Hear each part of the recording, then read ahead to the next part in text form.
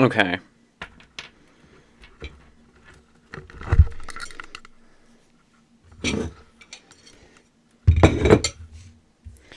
Are we live? No.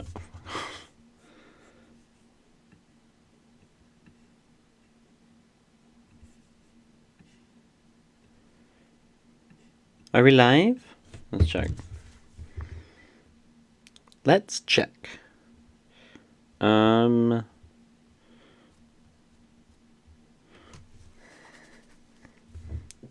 shit.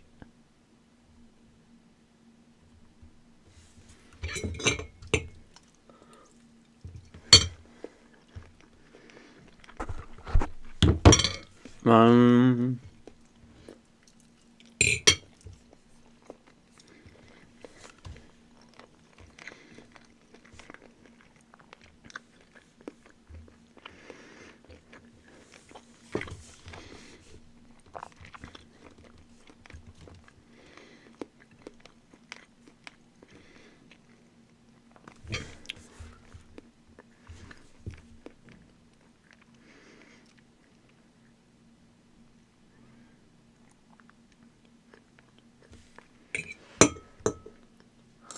Yeah, it's time, baby.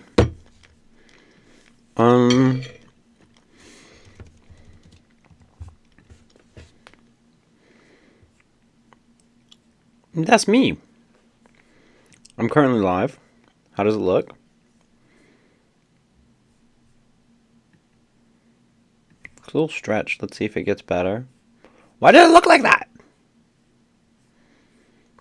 Why does it look like that?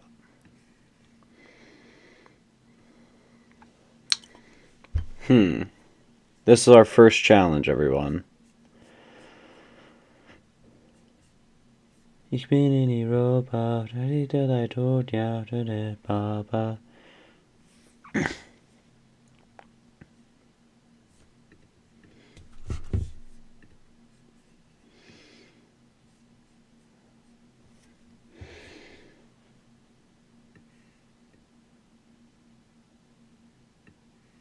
I see what they mean. Okay. So let's see.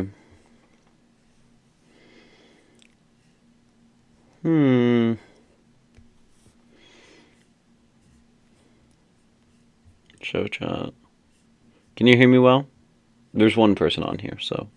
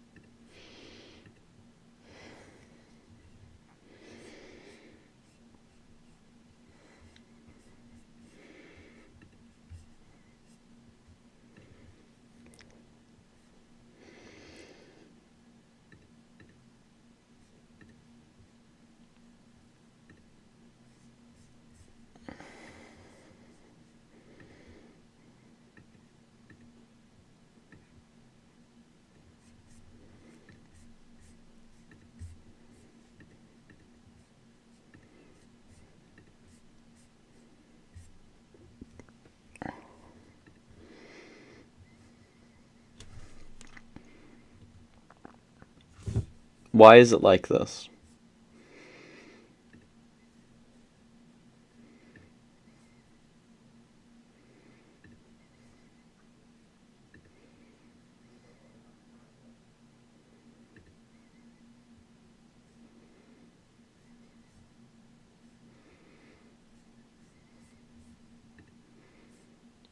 That should fix it. Let's wait and see if it fixes it.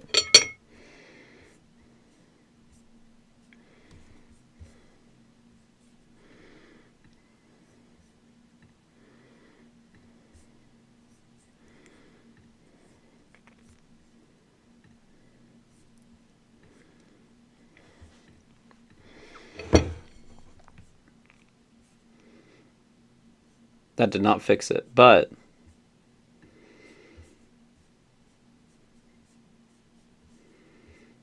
announcements at everyone live on TikTok.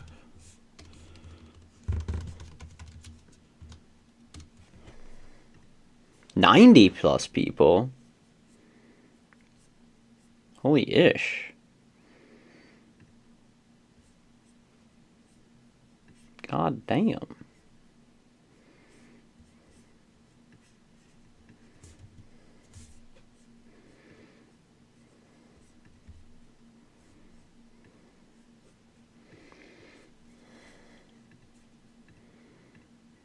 Oh, no.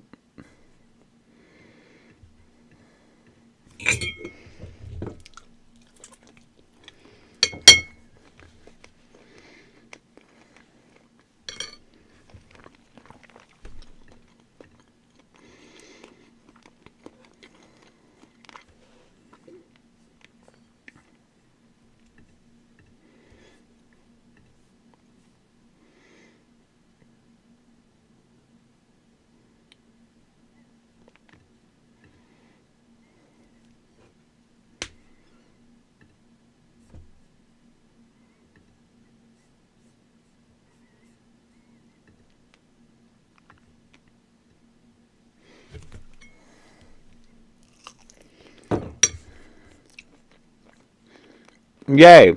I know it looks squished. We're working on it. We're working on it.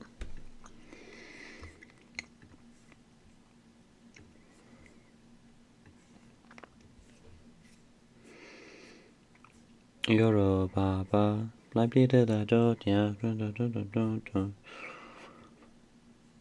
Okay. Yeah, I don't know why the screen looks like this. It's really annoying.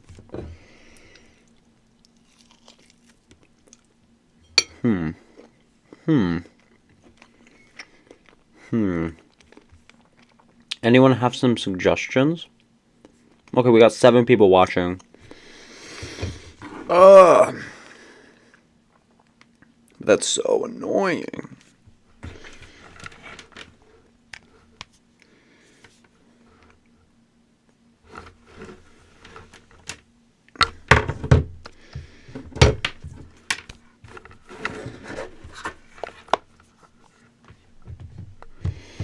Well,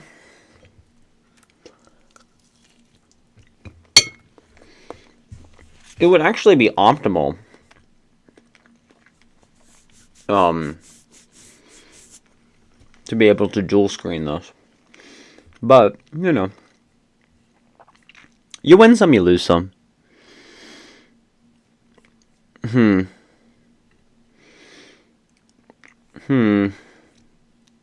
What do I have on my mini feed here?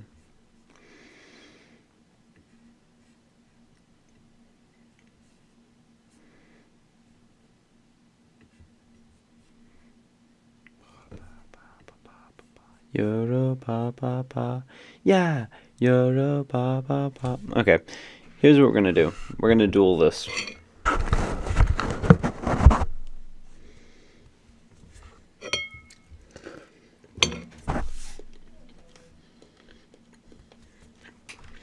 So, did it get worse? Bro, what? Anyway.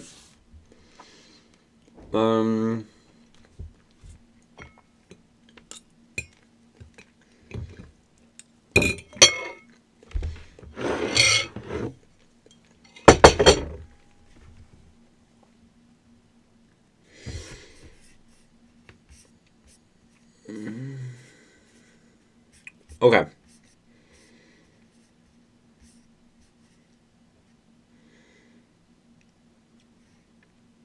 I know it's squished. I don't know why it's squished. Guys, I've been beat.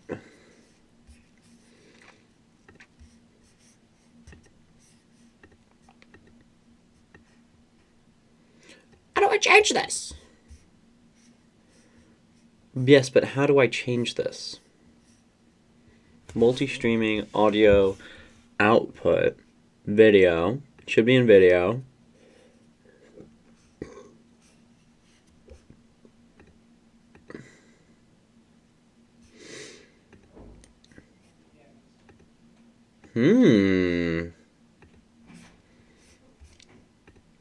You know what? We're really here for the audio, everyone, because I don't know. Okay, 8 people are on here.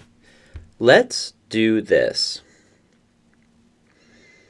Let's do a live on TikTok.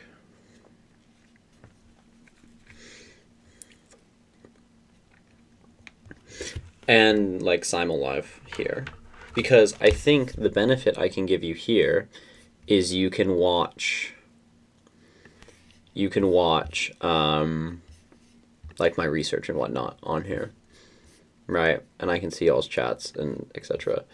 That's really annoying, personally, to me. But, you know, yeah, we're just gonna have to live with it. If you want to see what I'm doing on my computer, actually, I can also play a game. Okay, let's do that. Also, I didn't go to the gym today. Feeling kind of shit about it. But we'll live. We'll live.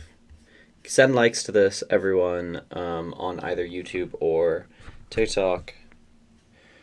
Let's go there. There. There. Thanks so much to the people sending likes. You can hear me, I can hear you. The research part should be cool.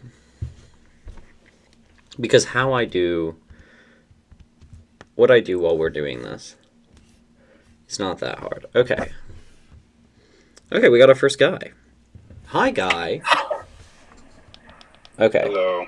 Hello. Can everyone hear him? If everyone could confirm on all platforms that they could I hear don't him. know why, but your voice cut out. My voice cut out? Yeah, your voice cut out for me. Can you hear me? Why. Ah. No, wait 1 second. Re-request. Re-request. Can you hear me now? Yeah, this happens all the time. Can you all hear me now? Okay. Okay. Let's see if this happens Okay, every perfect. time. I can hear you. You can hear me? No. What? Yeah. It just This. literally- Yeah, I know. What? Okay. It looks like this stream is gonna be really annoying. So what I'm gonna need from everyone is I'm gonna restart the live. Okay. I'm gonna restart the live. And we're gonna what?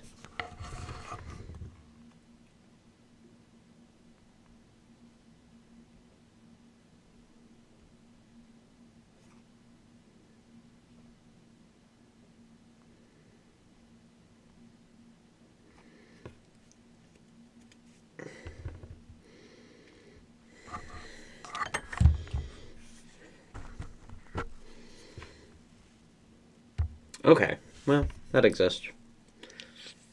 Oh my god, guys, I could, here gives me the options as well now. I could go on NYC Joe's live. Could I just clout steal? While my account's down?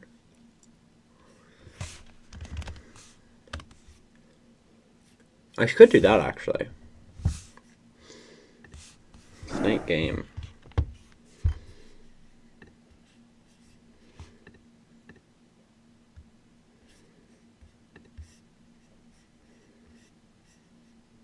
Hey, Queens. Okay. Oh, no. No, no, no. Mute. There we go. Okay, let's see if it works now. Yellow. Can you hear me? Wait. Testing. 2. Does it work? Can you hear me? Nope. Okay. I think it's your headphones. Wait. It's not.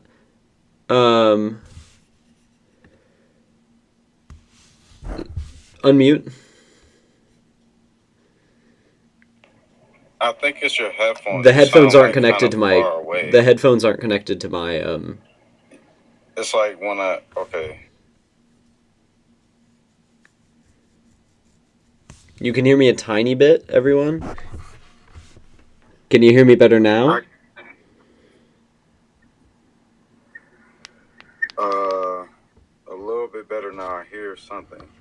Can you hear me now? When I'm on mute, I can hear you more. Can you hear me? Can you hear me at all? At all? Anything here? So I think it might be that headphone that you. Once again, these headphones are not connected to it. I just heard you now. You know what it could be? This. Is it this? Hello?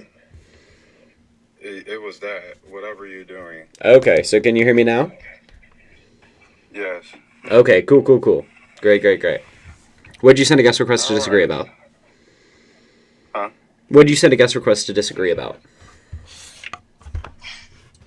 I don't know. It was like this one kind of like. Can you kind of elaborate what you mean? On which? On what?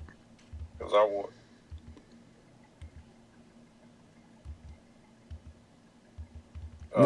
Like what you're saying about the prompts. Because Any I of really tried these. to So I say that agree with this all is of these like a type statements. of like virtue signaling. So I agree with all of these things up here. Oh my god. Yeah, the audio is gone again. Oh my god. Wait. Yeah. Are you kidding me, right? That's so annoying. You have it on. What?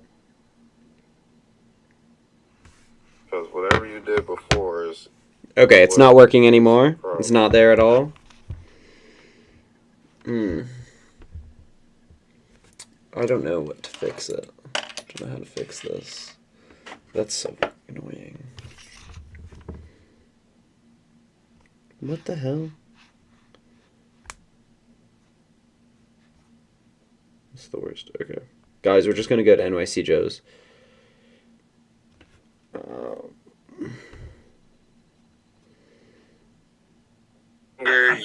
You become a more stable person. No, you don't.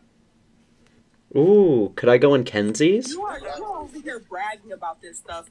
I'm demisexual. I barely feel like any libido at all. Like, I do it like maybe once a month, buddy. And I'm doing this stuff all my life. Like, that's just how I am naturally. It does not make you smarter. It does not, like, what, do you think masturbation distracts you from something? Like, well, he literally had the claim that, like, sleeping with more men makes you more attractive. So he literally said, like, the penis is like an ugly stick. The assertion. Just like a man would become more. I'm gonna go on Kenzie's. Kenzie's. Attractive to you if you masturbated all the time. No, absolutely. Are you kidding me? Are you kidding me? Men love that. Joe becomes a weak, unattractive man. That's not true at all. What are you talking about? I hope that within a relationship you can still have some personal time for yourself and please yourself without your partner constantly present. Like, I don't want to just be, like, constantly responsible for my husband's pleasure. He can take care of himself, too. Just like me. I can take care of myself as well. Yeah, but you don't need to take care of yourself. What do you mean I don't need to?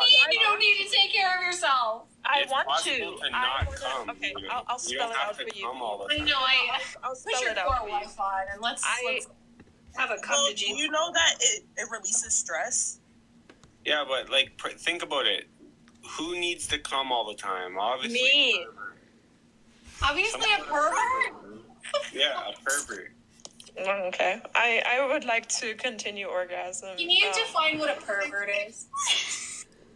Any type of sexual act that's not procreation. That's pervert. Kenzie, let me up. Okay, I have a question. So if you try for a baby, and you know it usually doesn't like happen like the first month or even the second month. So all those times. Bye, Kenzie. Why when you translate for him you lie? Why he didn't say this? He said that all the Palestinian are human animals and you deserve Give this to group a walk chance. on you with the tanks over you and you have to analyze you all. Why you didn't translate what he said? Why you translate another? Say exactly. It's normal. He say أختي هنا غلط مكاني. أنا ما في محد بيساعد. يا قتلت النساء يا مغتصبين النساء يا قتلت ما هيك مبين بين إسرائيل with the pedophiles that you guys have in the tens of thousands of communities in Israel. لما تغتصبوا الفلسطينيات. Free Palestine, use TikTok words. Bring that up. Free Palestine, use TikTok words. You're saying words that can get live banned. I'm a translator in English. He doesn't refer to the pedophiles. Excuse me, moderators. He doesn't refer to the idea of Hey. I'm saying he doesn't refer to Israeli grapes. He doesn't Hey. Hey, Queen. Can you hear me? What up, baby? Hi. Would you? You can hear me well? Yes. No? Yes. Yes. Good. What we doing? There was an Arabic guy that disciplined all the pro-Palis and literally told them the truth in Arabic. They didn't like it. They don't like hearing the truth. But what can we do, bro? I mean, it is what it is. At this point, they have to understand that when you come and you cause an invasion and a tea attack, you need to plan forward to have enough food, enough water for your people. Or you just don't care about your people. And then at this point, they're just getting unalive by the hundreds. And you still don't care. I mean, you know what? Leave the fact that Israel and what they're doing. What kills me, Will, and I gotta be honest with you, I think you may be gonna agree with me at this point, is why the Hamas do not care about no one. That's my issue. That's not your issue.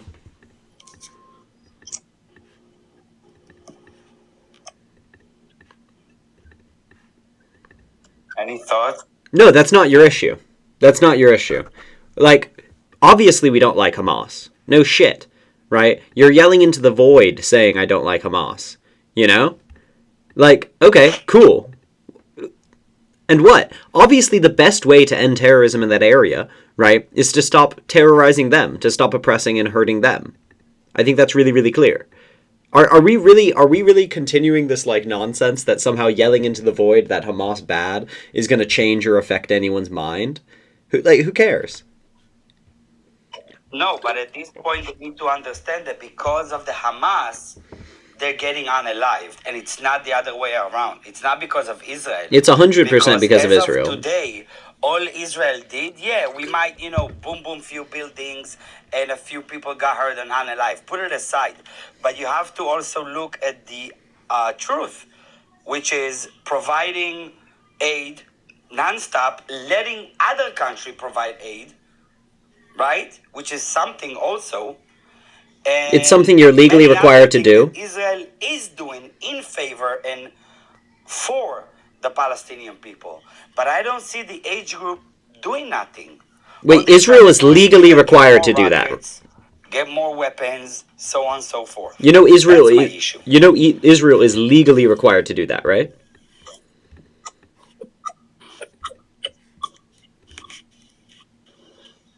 You have echo, I think. Fucking Christ. I don't know why this is happening. Okay. Israel. Can you hear me now? Can you not hear me? Yeah. Okay. I can hear you now. Okay. Israel is like legally required to provide aid and allow aid to flow from other countries, right? I mean, not necessarily. If you look at Syria, if you look at other countries that had fights or wars, the second that you're apprehended, you don't have to do shit. I mean, as far as the country that are more dominant. That's not true. You can decide to do whatever you want to do. Wait, that's categorically not true. I don't know why this is happening. That's untrue. Will. Yeah? I'd like to ask a question though. Wait, no, I'd like to respond to what he just said. Do you know how much has been given to UNRWA or in general the Palestinians, whether through UNRWA or not, in the past 20 years since they've been in Gaza? This isn't the relevant question. I'd like to respond to the thing that he said. I'd like to respond to the thing that he said. Okay. Not what I said. No, because he said something first. I'm happy to respond to what you said after. Okay. Great. So what NYC Joe said is not true. You have a legal obligation to the people that you invade. You especially have the legal obligation to the people that you occupy. Israel occupies Gaza. Israel has occupied Gaza at least since at least since 2012, right? And they have a legal obligation to allow for normal economic activity, care for the welfare and safety of those people, right? And allow aid to flow into war zones, right? This is extraordinarily enshrined. An invading army, even a defensive army, has an obligation to allow aid to flow. They are simply fulfilling their legal obligations. Okay, now to the second question. How much money have we given to UNRWA? Cool, we give a lot of... One second. Oh, okay. Let me ask you a question, though.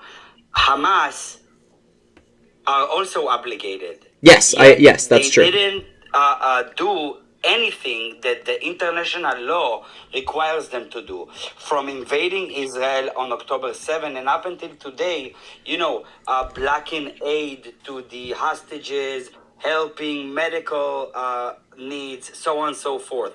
So since they are the governing authority in Gaza, why should Israel provide anything? I mean, it's just obvious if they don't do it, why we should do it. Although we do, but legit, let's just say, you know what I mean? Like, legitimately, they don't deserve shit, but they do get. So two people can have an obligation. Two people can have an obligation to a people's. Can you hear me? No, I don't know why it keeps going in and out. Now you should be able to hear me. Okay, two people can have an obligation to a people's. Hamas, being a terrorist organization that is in control of Gaza, does not deprive the Gazan people of their right to food, right? Like, they have a right to food regardless of them being controlled by a terrorist organization, right? Like, it's absolutely absurd to say you lose your rights because a terrorist organization has come in and harmed you. Israel has an obligation because they are an invading force and because they are an occupying force, right? Regardless of if the current government is not respecting those rights, right, the rest, they still have those rights. If anything, the fact that the current government is disrespecting their rights means that the whole international community and the occupying power certainly have to step up and fulfill those rights. It's absurd to say, okay, well, because Hamas is so bad, right, we can also be bad. We can also ignore international law. No, of course not. The Palestinian people still have rights, right, regardless of another group not respecting them. And to say that Hamas disrespecting them somehow abdicates Israel of their obligations, I'm not actually following at all what that type of argumentation is, right? You have this obligation because you're an occupying force. The other occupying force, the other government in the area, can't abdicate you of your obligation. Okay, so here's a question for you. Israel closed the borders between the Gaza Strip and Israel since the war, assuming before that it was open, although it wasn't, but just assuming. Now, the Gazans, by international laws and by, logic, can literally cross to Egypt, since Israel does not control this specific border, and get whatever they want to get, yet they don't. You see what I'm saying? Their own Muslim brothers do not support and do not help their cause. So, I mean, at this point, I believe it's not an Israel issue, and that's what I'm trying to tell you. I think it's a worldwide issue. Although, the prime ministers, the governments, whoever comes up and either go in favor of Palestine or criticize Israel, but I think deep down inside in closed doors, they all in favor. Because, one thing is for sure, the age group gotta disappear. They have to. Yeah, so I'm just gonna keep. It takes a second. Okay, yeah, I'm just gonna keep repeating this. No matter how horrendous the international community is, if Egypt bad, Syria bad, Jordan bad, whatever, right? Then disrespecting human rights does not justify Israel disrespecting human rights.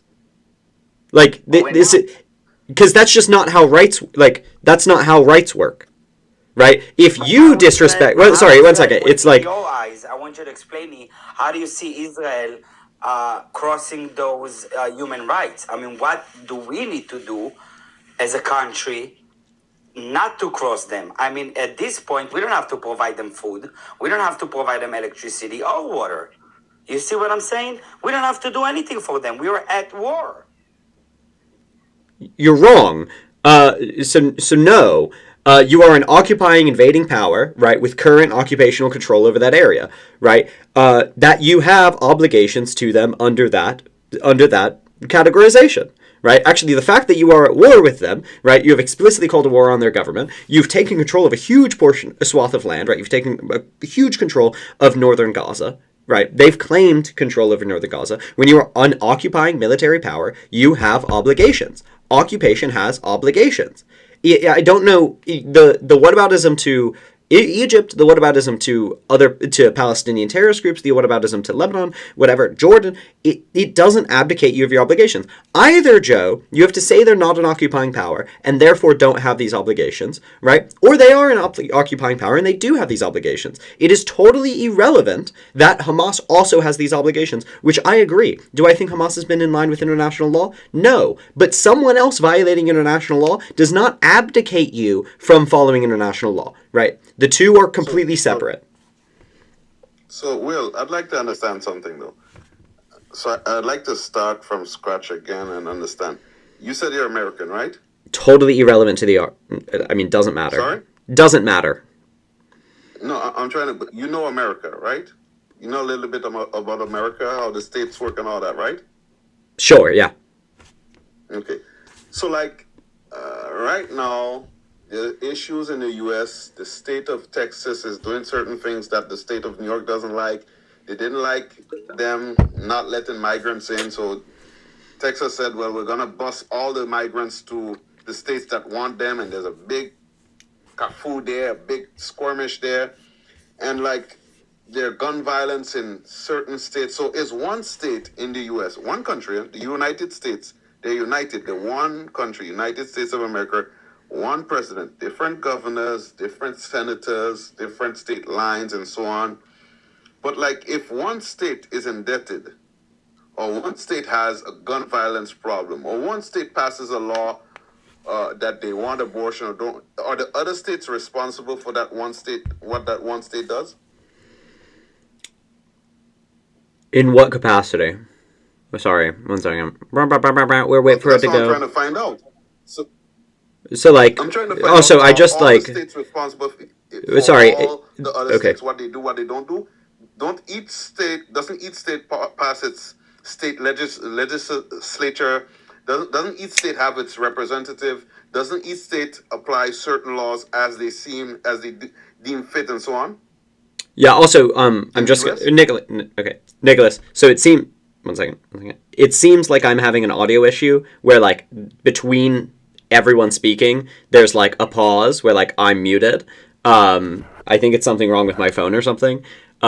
So just warning, that's why it's going to go silent and out. And if you like speak and like it tracks up what you're saying, it's going to be muted. Problem. I don't play dirty games, right? Yeah, really? I can play dirty games with you, but I'm an honest person. You are having some cutoffs, you know. Great. If you have an iPhone or Android, by the way, there was an update. So if you go update your phone, update the app, it's gonna be better. It's gonna get better. That may be the issue. Same issues, by the way. I'll do that in I'll do that in 2 seconds. Update and come back. Okay. Peace. See you soon. Let's see if that works, everyone. Also, fucking hate those guys. Okay. TikTok. I think it's also because my phone is, like, overheating. No, I don't think it's an update because... Oh, it is. Okay, yeah. I could get on this old-ass thing. That would actually be kind of fun. Wait. Let me see. Wednesday can't get out of bed. Pick up meds. Tuesday retail therapy. Cash or credit, I say yes. And stay out the walk of shame.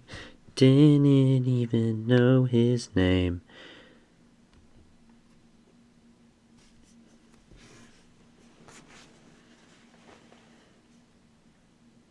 Okay, great. Come on, download. Hey, Queens. There's 7 of us on YouTube. Ah! I actually don't know why I was doing that, but anyway. Thanks, Kazi. Don't mute any other person. We don't care if the pro-Palestinians are commenting or gifting, but if they spam or dox, just mute them right away. Mods. Okay, let's see if that's better, everyone. It seems like it's better. Yeah, I like better. Okay. I can hear you clearly. Can we? Can we? Start over now? Can you hear me? Damn, bro. Is there a little lag there? I think there is. Anyway. Okay. So the question that was asked, you can hear me now. So the question that was asked: are states responsible for what other states do? In some capacities, they could be. Like if Texas. Let me delve a little deeper. So even like in Europe, right? It's one Europe. I live in France. I live in Paris. Each country passes its law. I can't remember if we're 26 now or 27, or I know England left. Okay, but we're around 20-something states in the European Union. Each one will pass their own individual laws, has their own individual constitution, right? But they're yet one Europe. You have different organizations, NATO and so on. But all these are different countries, different entities completely. The United States, one country, one president, and one vice president, one of everything in certain aspects. But yet, it's one military, one everything, right? Yet, individual states will pass their laws. If one state defaults financially, the other state isn't responsible as far as I know. Again, maybe you can explain that to me. If one has a problem with gun violence or with this or with that, the other states aren't responsible. Now, there's FEMA to handle global catastrophes within the U.S. There's different jurisdictions to each governor, each sheriff, each county, each blah, blah, blah, blah, blah, and on and on. So if the U.S. doesn't run that way, that everyone is responsible for everything that happens to the other, how can you expect Israel to be responsible for a whole other country? Great. The distinction, I don't know when the sound cuts in. The distinction is that the two things have nothing to do with each other. What you're saying is kind of nonsense. Israel is an occupying force. Under the 4th Geneva Convention, occupying forces have obligations to those they are occupying, and they have that one of those obligations is to allow for normal economic activity, basic sustenance, and security and welfare. So I'm just reading international law to you. How is Israel occupying Gaza? So Israel currently says that they're occupying Gaza. They literally verbatim say they are occupying northern Gaza. They say they're literally militarily occupying northern Gaza, and then I don't know their current statement on southern Gaza, but I think they say they are attempting to occupy southern Gaza. Clearly after October 7th they were engaging in a military occupation or attempting to engage in a military occupation. Nicholas, your argument would be that they weren't occupying prior to October 7th. But Israel's current statement right now, I know. I'm giving you your argument, Nicholas. Sorry, one second. Sorry, okay. What brought this current status there? They were, so I would say their current status at the very least started in 2012. They've been occupying at least since 2012, but they really didn't end their occupation ever. How were they occupying since 2012? The ubiquitous land, air, and sea blockade. The blockade is a great example of occupation. A blockade is not occupying, sir. It wasn't the U.S. Didn't the U.S. put a blockade on Cuba? Not the same type of blockade. right? They also didn't have ubiquitous control over all exits, entrances, and like limitations. Other places were still engaging in trade with Cuba, right? But also under international law, the blockade that they put on, the extreme control that they had over the trade into Gaza, the consistent military presence, right? It wasn't one second. It wasn't like continuous, it was consistent. So they came in every few years, right? Bombed a few buildings, did security checks, placed security controls in Gaza. Absolutely, they did. That's not true, sir. How many wars have there been between Israel wars? Huh? I'm not talking about bombing because one sends rockets over. How many wars have there been between Israel and Gaza? I didn't say wars, so that would be a non sequitur. I didn't say war. I didn't say wars, so that would be a non sequitur. When did they go in? You said since 2012. They've been bombing them since Do you deny that they've sent bombs into them since 2012? They send rockets. Do they not send rockets? Do you deny they send rockets? I explicitly said they send rockets. That's a military presence, babe. What? Sending rockets is a military presence. So when the H group and Islamic Jihad send rockets, that is okay. That's a military presence. That's a military presence. Okay. So when the H group sends rockets, we ought to just leave it go and say, well, it's okay. We can get by. We have the Iron Dome, and they haven't had the Iron Dome for long. So they should just say it's okay. Let them continue. Should there not be a rebuttal? That's not what I said. I'm just classifying them in the real way that they're classified. We can say that the military occupation is justified, right? You can say that it's right. You can say that it needs to happen, right? But no, but I'm talking prior October 7th, right? Israel had no manpower, no force, not even a Jew was in Gaza. Zero. None. Not even someone that was deceased and buried. They removed everyone out of Gaza. And Gaza would send every now and then rockets. So Israel responded because of those attacks. But Israel had nothing, no one in Gaza. So how were they occupying? So, as I've said, they had a military presence, right? So they sent in rockets, and they did send in boots on the ground multiple times within the past 12 years. I can stop speaking, please. This will just not be. If I go mute every time you speak, right? Like it's just I can't hear you. Exactly.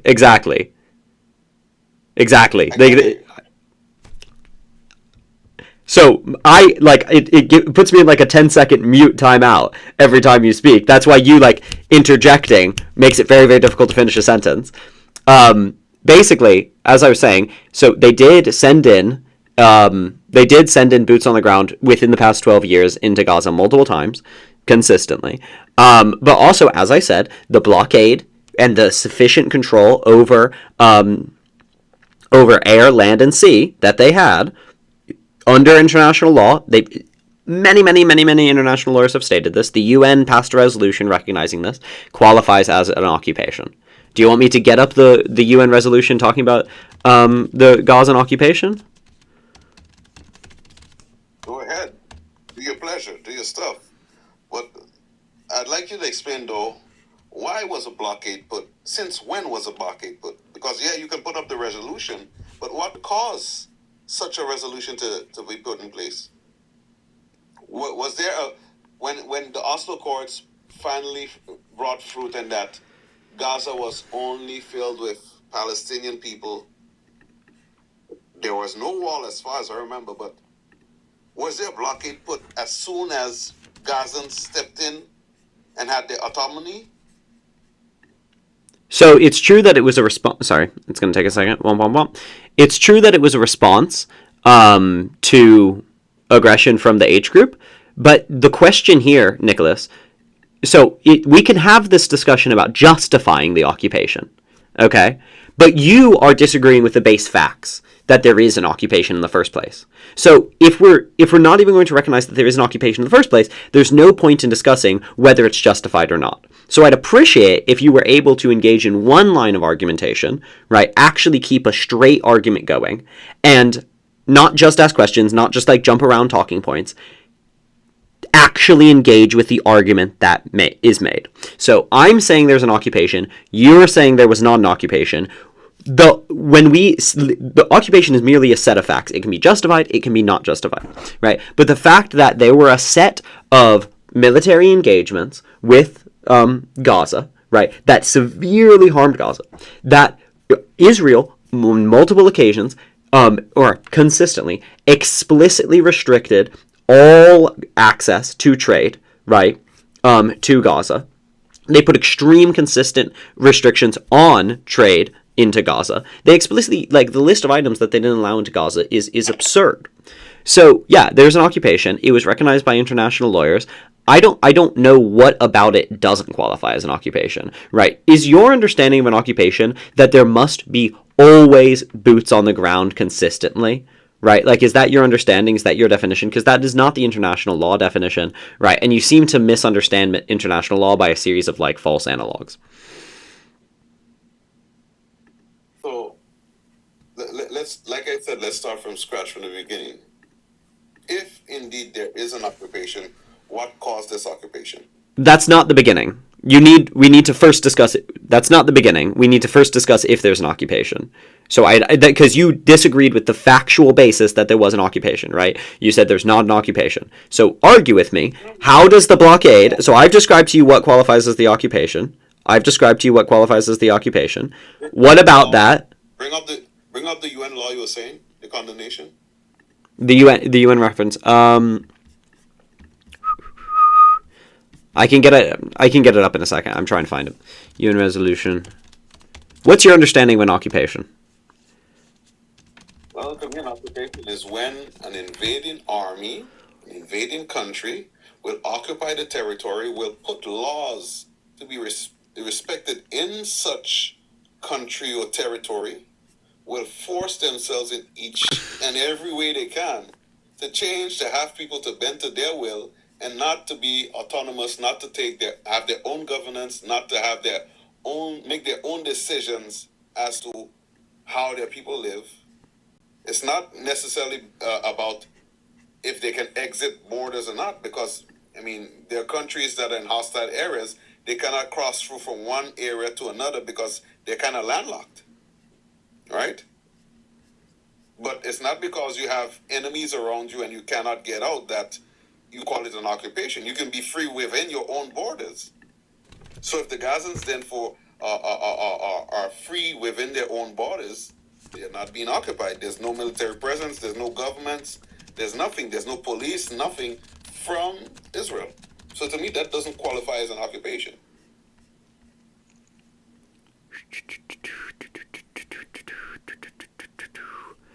1 second. So your argument is there has to be boots on the ground, they have to pass laws. Let's get the international law definition of occupation. Okay. Oh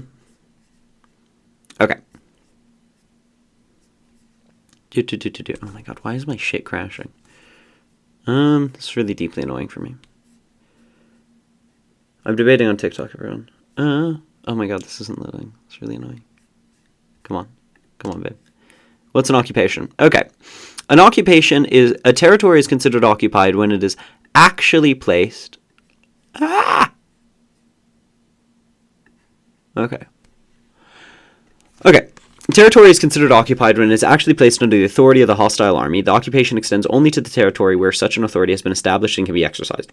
They consider Israel to have been they consider Gaza to be that because they control basically everything that comes in and out of Gaza. They have explicit regulations on what comes in and out of Gaza. They've consistently put boots on the ground to enforce those regulations. So, who considers that? Sorry, the UN or the UN? The UN's released a statement of this.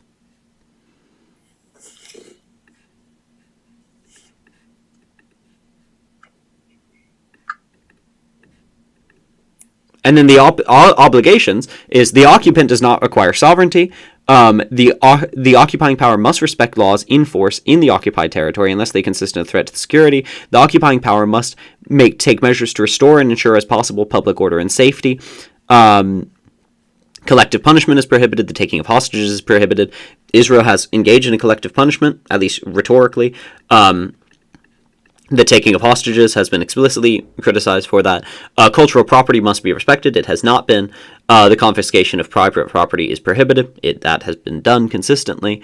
Right. I don't know how many more obligations we need to live in. Okay. The fullest extent of the means available, the occupying power must ensure sufficient hygiene and public health standards, as well as the provision of food and medical supplies to the population under occupation. Right? Israel has a legal obligation as an occupying power to provide food and medical supply to the population. So I missed one of the points that you said.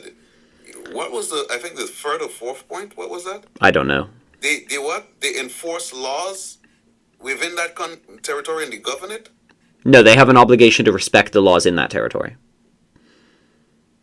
Who has an obligation to respect the laws in that territory? The occupier. But so Israel is in Gaza, has been in Gaza since 2005, enforcing laws? That's not the requirement I read off. What, I didn't hear what you just said then. That's not the requirement that I read off. Who was governing Gaza since 2005? Well, it's been governed by Hamas and it's been occupied by Israel. No, well, how can it be governed by Hamas and occupied by Israel? If Israel is occupying, then Israel would be governing. Is Israel governing? That you just read that a while ago, right?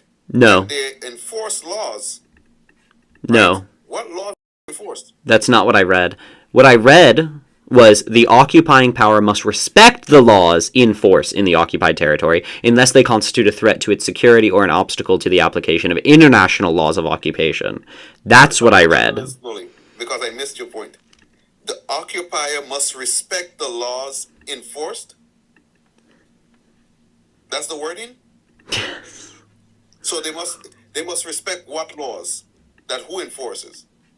It depends on the context of the occupying It depends on the context of the occupying power, right? But typically, this is why Nicholas, I'm saying you don't understand occupation. So under the Raj, Nicholas, one second. One second. Okay, go ahead. What you don't understand is what an occupation looks like. Okay, under the Raj, so the British control of India, England was occupying. England was occupying India, right? But there was a government in India that was not England, right? But it was England controlled, and England expressed an extraordinary amount of control over it. We considered that an occupation. So did at that time, League of Nations consider it an occupation, right? It does not have to be the government de jure over control over it. What this means is it expresses an undue, right, amount of influence militarily over that area, right? And we can go into the case law about expressly what that type of influence is, what that amount of control is, right? How much it is, what expressly it looks like. But you're not, you cherry-picked wrongly the things I said. You actively misunderstood it. And the thing I read is they have to... Hey, Nick, I don't know if you're caught up to speed, but we can't hear you, just so you know. I know, so when you speak... we can't hear you. When we talk, it cuts off his mic, so... Yeah. It's not even when you're talking. I'm saying in the comments, we can barely, you cut in and out. That's what I'm trying to tell you. I don't know why you're smiling. I'm trying to help you right now. So what that is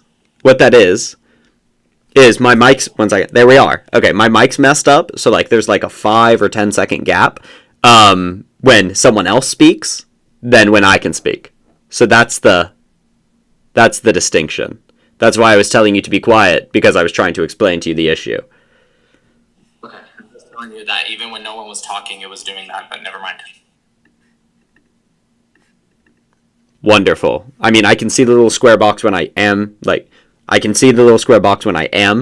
being able to be heard. I know. Okay, great.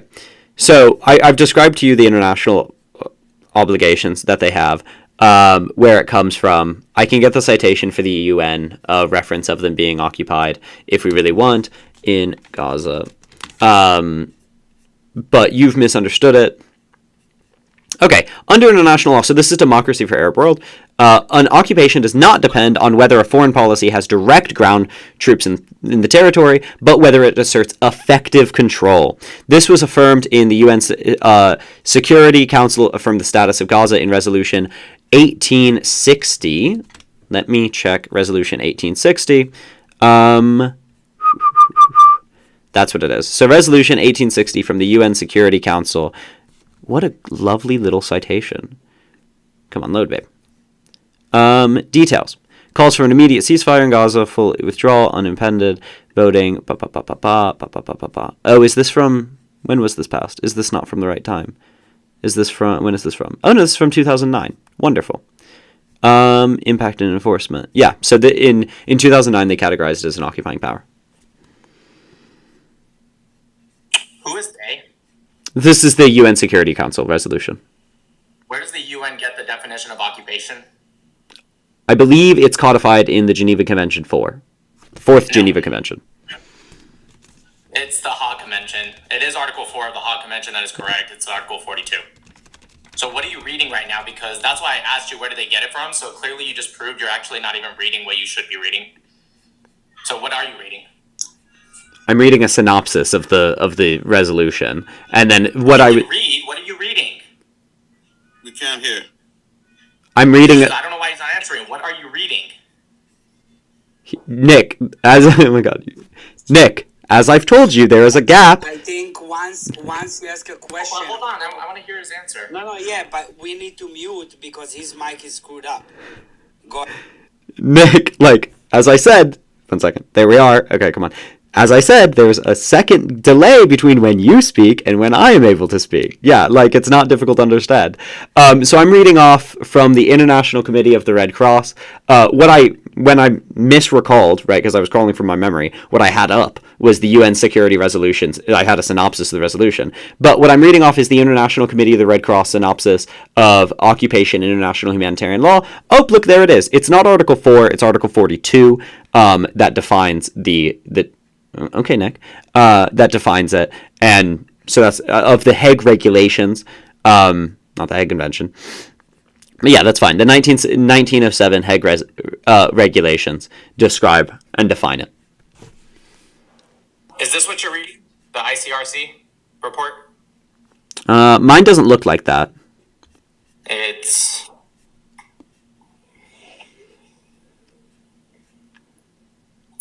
So it's from mine's from the ICRC, but it's a different article. I think it's more synopsis article for mine. The article. This is the actual expert meeting they had on occupation, and in this they specifically say it comes from Hague 4, the Hague Convention 4, and yes, Article 42, Section 3. This is where it comes from. Here's it is right here, Hague 4, not Geneva Convention, Article 4.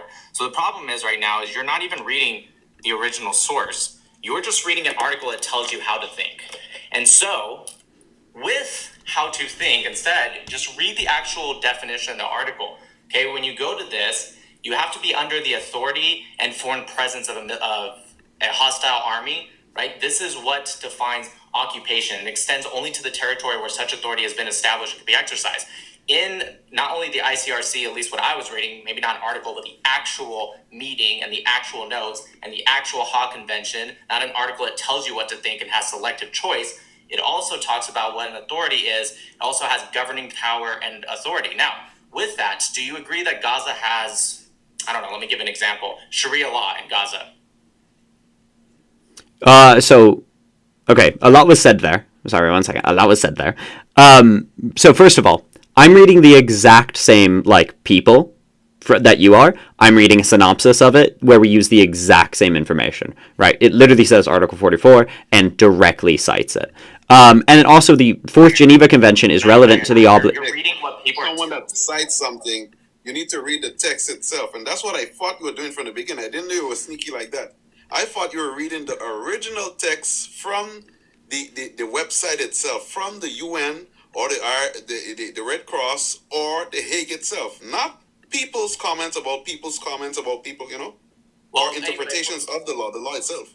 right? What's important to note is that an authority talks about governing powers in that authority, which, by the way, even per the Geneva Convention, an offensive war and a defensive war, you're actually allowed to have temporary authority over in areas that you gain during either, well, generally it's an offensive war, but even during a defensive war, like, for example, in 67, when they took from the annexation of Jordan, okay, when Jordan annexed the West Bank and they had control of that. In the Geneva Conventions, on POG, this one's actually the Geneva Convention, it states that you are allowed to move the populated area as you see fit for security needs, and it also talks about establishing governing authority, okay? But regardless, let's go back to today's time, okay? So you can argue that there is a military occupation currently because of the military sources that have gone in after October 7th. Obviously, you guys were talking about, you were going with the reference of the blockade that's been in place since 2007, which, by the way, was signed into treaty with Egypt. Egypt controls currently 33%, right, 1/3 of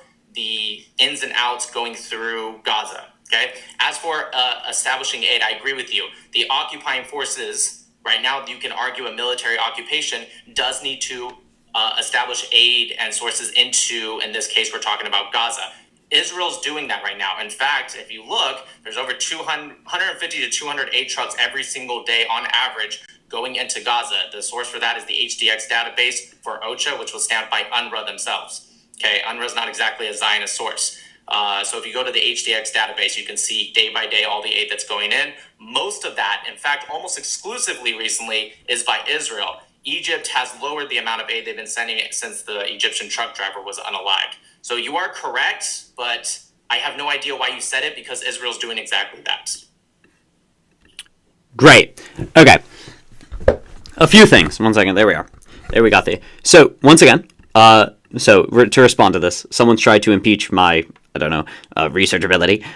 This is nonsense. I'm using the exact same level of reference that he is, right? I'm referencing something that directly references the Hague regulations. Nick is also not pulling directly from the Hague regulations. He's referencing it. You're also not. Do you have the Hague regulations up? No. You have the ICR. You have an ICRC report on the Hague regulations up. It is an expert meeting. You will have experts that are citing the Hague regulations too. I don't mean to interrupt you, but this is clearly. The Hague Convention 4. I just showed it. It's right there. This is Hague 4, October 18th, 1907. You're wrong. Don't try to accuse me. Just answer my questions, but don't accuse me. I go directly to the source. I have the Hague regulations up word for word. This isn't a source sourcing a source of the Hague regulations. This is the Hague regulations. That's what I read directly for you. And I read, one second. And I read, sorry, the only reason that you had that specific one up is because you referenced IRCC. That's fine.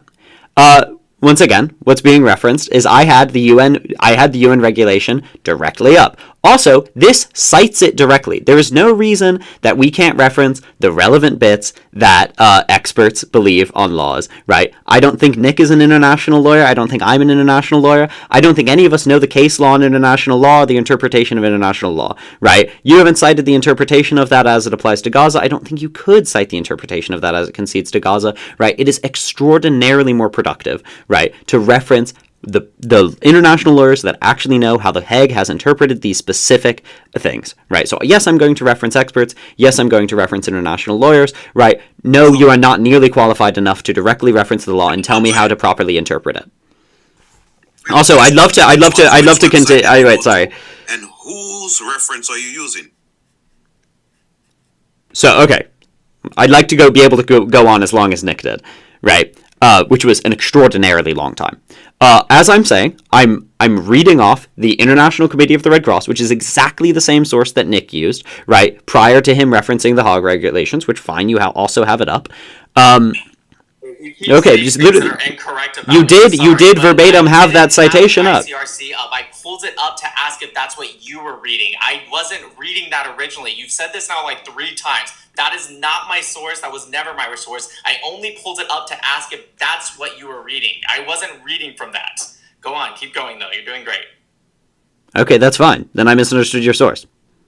Great. Okay, I find no issues with my source. The idea that it's referencing experts, I have no issue with it. If you want to critique me for it, fine.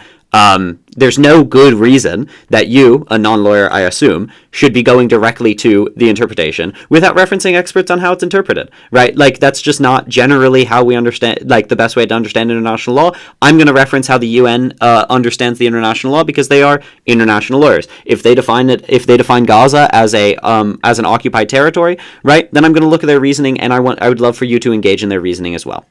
Secondarily, right, the reason I brought it up, Nick, and I don't know if you actually understand the context of what we were talking about.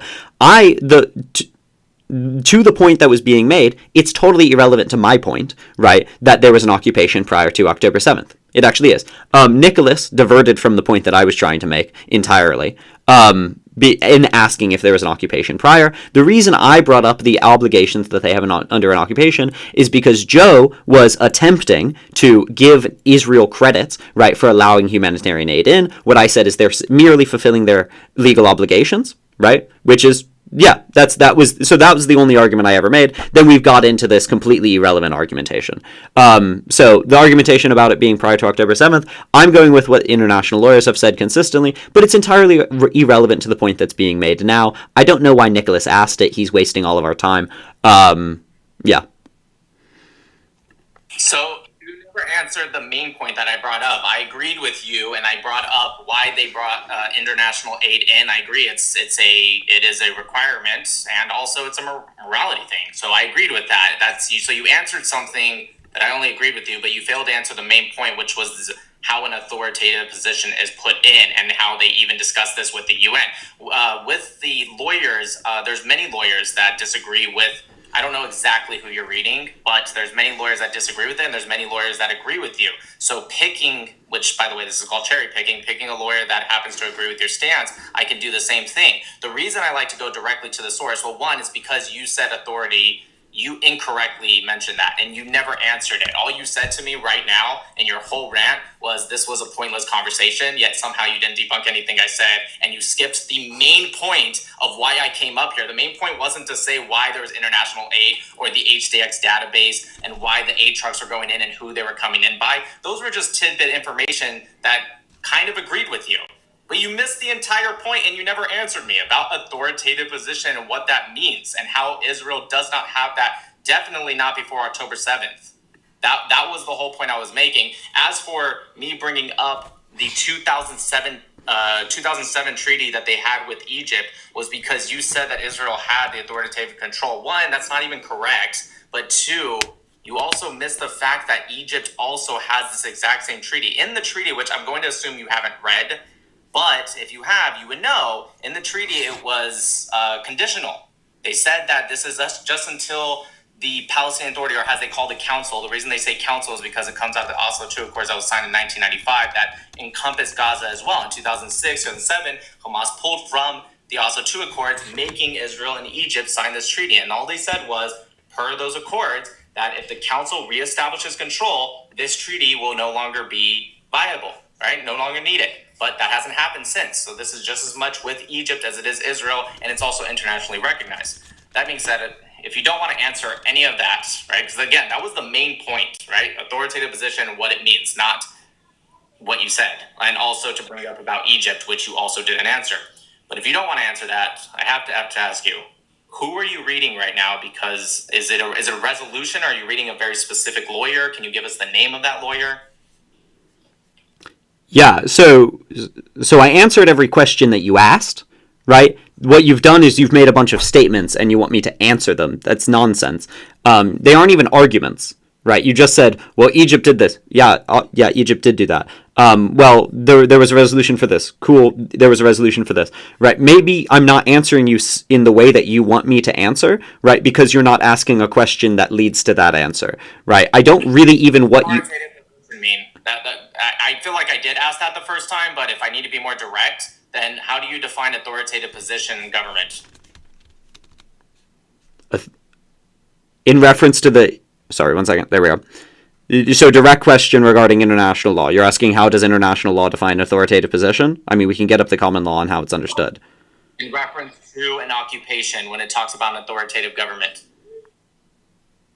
So how does international law define... One second. How does international law define an authoritative position in reference to occupying power? I'm happy to get up past Hague qualifications for that. We can talk about how they've previously defined it. I don't know if there's one single entire definition for that, unless you could decide a source for it. I don't know if international law specifically defines it, but we could check. Well, my other question now is your whole argument with Nicholas, before I came up here, was you were trying to kind of gaslight him into saying, well, they have the authoritative position, so therefore they are the occupying power, without understanding what that authority means. And so now the fact that you're looking up, which, hey, that's good. I mean, we should look into it. But why did you say all that stuff to Nicholson if you didn't know the answer originally? Because now you're looking it up now that I'm asking you directly. Well, so my exact words, sorry, one second. My exact words, there we are. My exact words were that a thrust of international lawyers, as well as the UN, and a huge host of countries consider it to be an occupied power, right? And I agree with them, right? By and large, because of the extent of control that they have. If we want to go into specific legal definitions on how specifically we apply that within specific case law, right, we can have that legal argument. But the difficulty with that is we don't know which specific case law is relevant until you bring up specific contentions. Right? We don't know which definition or which specific cases or which specific descriptions of it are relevant until that argument is made contentiously. It is enough evidence to say that the UN, a thrust of international lawyers, and a thrust of countries agree with my description of what international law is to say that that is true. Right? And then the argument is to say, okay, actually it doesn't apply in this way, and then we can have the specific legal argument that you're making, right? But it is totally, it's a non sequitur to say, well, this isn't sufficient because you don't have the specific thing. No, that's not necessary, right? It is clearly sufficient evidence, unless Nicholas would like to bring equally sufficient counter evidence.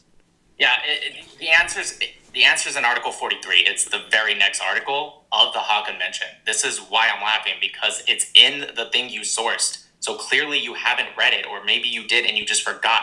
It says the authority of the legitimate power, the authority, right? Because that's what it's talking about in reference to Article 42.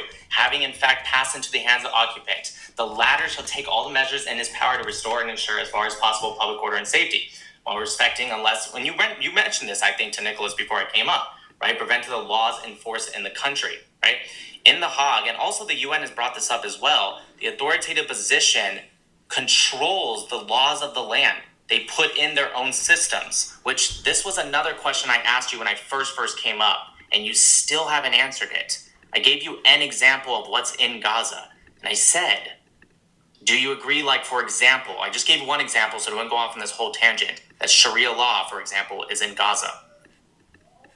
And you never answer that. Is Sharia law in Gaza? Yeah. The reason I didn't answer because it didn't actually, sorry, there we are. We should be able to. A few things. I'm going to get a few things out. First of all, is Sharia law in Gaza? Sure. The reason I didn't answer is because you didn't clearly connect it to why it mattered. Second of all, authoritative position. Those words are not in Article 43 of the Hague Convention. I mean, you're misquoting it. I don't know what you're referencing here. The authority of the illegitimate power. Is that what you're saying? Like, is that the part that you're referencing?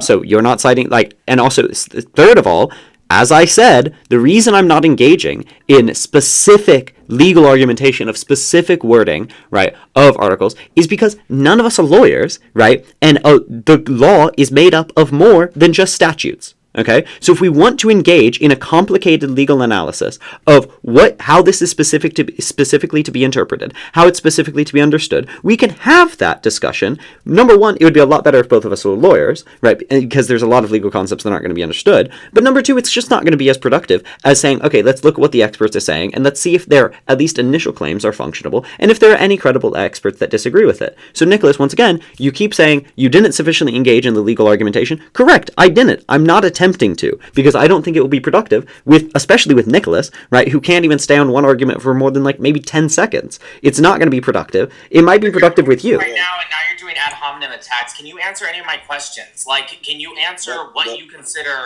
authority when it talks about, let's just ask it more simply, because I've asked this like 1,000 times, and now you're just attacking Nicholas. You're not answering anything. You're going off on rants like, well, we should be lawyers. Yeah, no shit. This is a TikTok live. I got that. However, that doesn't mean we still can't have a debate just because we're not lawyers. It's a ridiculous argument, and you keep saying it because you don't have an answer for anything I've said, and it's very clear. So I'll ask more directly this time. When it says territory is considered occupied, when it is actually placed under the authority of the hostile army, okay, the occupation extends only to the territory where such authority has been established and can be exercised. What do you know as authority, right? Nicholas made the argument, I heard him, I'm making the argument that authority is more than just, oh, well, they had a blockade, which was also establishment with Egypt, which is also outside the borders of Gaza and actually controls the borders of their own country, which means others can have it. And it's also an establishment with a legally and internationally recognized document, okay? So if that's your argument, that's a ridiculous argument. That's what our argument is. So what do you see as authority? The fact that you're like trying to figure it out now means you made the argument without even understanding what authority means. And we're trying to tell you what authority means. If you disagree with us, then tell us why, or source something that says this is why your guys' definition or understanding of authority internationally when recognized with occupation is wrong. This is why. Don't go off on this fifth tangent of, well, we're not lawyers, so we shouldn't talk about this. I'm going to read this cherry picked lawyer that agrees with me, and Nicholas can't stand in one subject. Let's just ad hominem attacks. You either have an answer and you source why we're wrong, or you don't have an answer and say, hey, I need to look more into that. Can we move on to a different subject? That's how you run this. Great. So, Nicholas, there we are. So, Nicholas, you said authoritative position. Sorry, not Nicholas, Nick. So you said authoritative position. That's why I was confused, because there's no term authoritative position here. You're referencing such authority has been established. Like, genuinely. This is why I like speaking to lawyers about laws, is because it's really important you're precise with your words. And this is why I find it really frustrating speaking to non-lawyers. It's not an ad hom attack, right? It's a reference of reality. The reason so you're critiquing my original argument. My original argument was not this. You're now making a new argument. I'm happy to engage in the new argument. I actually already provided some evidence for why I think they have authority over it, because they have had a consistent military presence in the area since at least 2012. They've engaged in extraordinarily restrictive blockades of it, even with they've had IDF members from time to time on the Rafah crossing with Egypt, right? Egypt has called them out explicitly for violating the treaty that you're referencing. So we can go into this. We can go into explicitly what type of authority they engage in over it. But once again, Nick, you haven't set out the definition for authority under international law for as the Hague has interpreted it, right? We can go into this. We can go into the case law and how they're defined it. But at some point, we're just going to be throwing darts in the dark. Right? We have no bar that we've set out thus far for what authority would mean. So if you want to engage in this argument, which you seem to, I didn't. That wasn't my original argumentation. My original argumentation was regarding expert understandings and UN resolutions and how countries did it. Nick, I don't know. You keep lying and saying that I didn't answer your questions. I did. I did say there was Sharia law I did say there was Sharia law in the thing.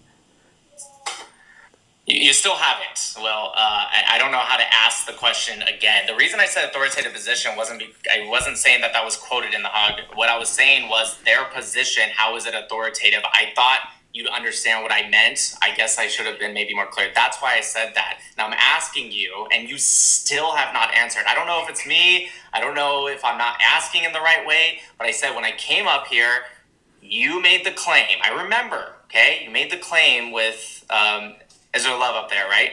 That, hey, they had the authority position because of this border control that they had, right? Again, you failed to mention the legally and internationally recognized treaty that they have, and that it's on their own borders, not Gaza specifically. But regardless, I'm going to put that aside for a second. You said that's why they had authority. He argued with you, which I agreed with what he said when he argued with you. No, that's not what authority is. I mean, yes, that is a certain sense of control, but authority is your establishment of your own system in that area, not just, your own borders and security of those borders, but specifically the system within, in this case, Gaza, right? Israel, before October 7th at least, allowed up to 35,000 people every single day to come from Gaza inside Israel every day to work. There was thousands and thousands of trucks that would go in, mostly from Israel, more than the Rafah crossing. Rafah crossing would actually shut down for up to 6 months at a time with nothing going in and out. But regardless, I'm not here to argue that. The question is, he made the argument of what authority means, okay? I agree with his argument. I've been a little bit more nuanced to explain more what that means. Now you are saying that's wrong. You're saying the authority is simply just that border security and control. right? From the air, sea, and the land, from Egypt and Israel. That's what you're saying. He's saying you're wrong. Explain why you're right and we're wrong. Because just off the basic understanding of authority, that would include the system that was in place, the governmental control, the laws, not just your border security. Border security is not authority. So if you think that we're wrong in saying this, explain why you think we're wrong. This is not like the fifth time I've asked, or that we're wrong. I'd like to understand something though. He, as far as I know, he understands U.S. law. Now, there's a link and causality for each and everything that we do. If policeman should break into someone's home, be it the SWAT team, the FBI, whoever, without a search warrant or a court order or so on, they would be doing that illegally. If you can't enter someone's home in the U.S., as far as I know, without authority. If you have authorization from a court, from a judge to do so, therefore, you are legally entitled to occupy that home for said time to be able to proceed to whatever you have to do, be it arrest someone, be it execute a search, be it whatever it is. You have authority at that time to do so. That doesn't mean you're occupying. Now, it is the person's home. They do rule their home, but that rulership is put aside for an appointed time. So, the Hamas is the one that is ruling Gaza. The Hamas is the one that is putting laws and is responsible for everyone under their umbrella or household, not Israel. Now, outside of your home, you can't rule outside of your home. Outside of your home in the U.S., you have no jurisdiction to do anything. You respect the laws of the land. But inside your home, you can do whatever you want as long as it doesn't breach the laws of the land. Now, if the H group were breaching the laws of Israel's land, Israel would be in there all the time. But they self-govern. They do what they please as they please. Israel doesn't go in there and say, well, we don't like your Sharia law. Israel doesn't go in there and say, well, you shouldn't accept money for UNRWA, and you shouldn't do this to people. You shouldn't build tunnels. You shouldn't have buildings such and such a height and so on. No, nothing, zero. Israel is only in there because of a war that was declared upon them. So Israel is being around and control the outside. That is one thing. But occupying, governing what is within is something else completely. Real quick, I agree, but I just, like I said, just the authority thing, but also I just realized you never answered what specific lawyer were you reading? Because you kept saying the UN are lawyers, which yes, UN has lawyers, but generally a General Assembly resolution isn't lawyers, but maybe you're reading someone specific. So I was asking, because you were reading something earlier from what I think you claimed was a lawyer. Who was he or she? Great. So the specific things, there we are. Okay, the specific things I cited were a UN resolution, right, and then a thrust of international lawyers. I was talking about a general academic consensus. I can get a citation of the study for that if you'd like, but that's just general academic understanding. But as to... I'd like to... Who is it? I want to know, because a General Assembly are definitely not lawyers, but if there was lawyers involved, yes, I'd love to know, yes. Don't speed past it. I've asked like 3 times now. Yes, who are you reading? So the sources... Okay, one second, there we are. The sources I was citing was the UN resolution, right? And then I referenced a general fact, right? We can get the source up if we really need to. I would like to be able to move on to a point. We can get into that if we'd like, right? Nicholas, you're going to act like not like... I'm actually genuinely happy to engage in that, right? Because it's genuinely interesting. Calm down. You've talked for like fucking 5 minutes. I need to be able to speak.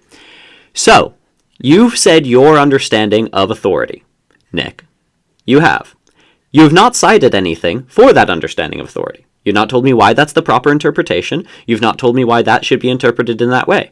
If you'd like to provide a source for that, you are free to. I have provided evidence, right, for my understanding of authority. That evidence being, by and large, the UN agreeing with me. and a huge amount of countries agree with me. That is evidence for the correct understanding of authority. The UN resolution recognizing Gaza as an occupied territory following 2012 is evidence for the proper understanding of authority. You've provided zero evidence for that proper understanding of authority. Merely telling me, like, the Hague doesn't define it, right? The Hague conventions don't define it, to my understanding, and you certainly haven't provided a definition. So, what is my justification for why I'm correct? That I have a thrust. I have the UN resolution, right? And then we can bring up the sources proving that I have the thrust of the international community behind me in this definition. So I've answered your question, Nick. You don't like the answer. What is the resolution and who are the thrust of lawyers? I've asked this now 4 times, and you keep saying I can provide it. You've said that so many times. I can provide it. Provide it. Nick. Sorry, wait. Nick, Nick, you keep saying I didn't answer your question. I'm trying to delineate. This is like, okay, you also said a series of things. Okay, this just won't work. That time. Just please provide the resolution and the Can you just be quiet? Can you just be quiet? Lawyers. Can you that just be what quiet? I'm asking. Can you just, like, stop speaking? Okay. 1 second. There we are. Stop interrupting me, right? It is genuinely childish and impossible to speak to you with it. You made a series of claims, and I'd like to be able to respond to them. A while ago, you claimed I ad hom Nicholas. I did not, right? I said I didn't engage in a certain type of argumentation with him because of the way that he is. That is not an ad hom, right? An ad hom would be to say because he's wrong, that because of the way that it is, or whatever. Second of all, you keep saying I didn't answer your question. I don't appreciate you lying about the things that I do, right? And so I asked you if I answered your question. You should be able to engage in that respectfully. We can do the direct research right now, if we'd like, on what specific resolution it is that recognized it, what specific reference it is that referenced it, and what thrust of international lawyers that referenced it. You've provided zero evidence. No, please, bro. Will and everyone, please follow the panelists, guys. They're all amazing folks. Please join the team at the top and follow. Please make sure you're following Joe. He lives every day. This guy actually does it every single day for you guys to watch. And please give the panelists who are doing great over here. Thank you, guys. And make sure you're tapping. Let's get to like 50K, guys. Let's go. Come on. Will. Okay, great. No, I'd like to. No. Will. No, please, no. I'd like to speak. Okay. Well, So, I've been speaking okay. a lot. I spoke twice since Nick came up. I'd like to And there are ask 3 of you. There are 3 of you. Hang on. No, hang on. Hold on, just let him finish because I'm hoping at the end of this he's going to. He has not. He has consistently. Let him finish, please. Let him finish. I actually am curious because I think he's going to get to it. Great. I'm just going to ruin the suspense. Wait a second. I'm just going to ruin the suspense for you, Nick. I'm happy to pull it up. I don't have it immediately up right now, right? We can look it up. Give me like 5 seconds, okay? While y'all are speaking, I'll do it. I'm going to look up and find the sources for you. I just want to frame this correctly because, like, this genuinely does, like, annoy me quite strongly. You're acting extremely stroppy about me not providing a source for something that you have equivalently made a claim about and not provided a source for. Right? Both of us have made parallel, opposite claims, and you are getting extraordinarily stroppy about me not providing a source where you also haven't. Right? This is why I say if we go level by... This is true, right? Like, I don't think I'm wrong. I don't think... Okay. Okay. I mean, we can... Correct me while I'm looking this up. You've said that there is an authority here. You've gave your definition, but you've provided no source for that definition. Right? You've just described it. I've given what I think qualifies as it. I've equivalently provided...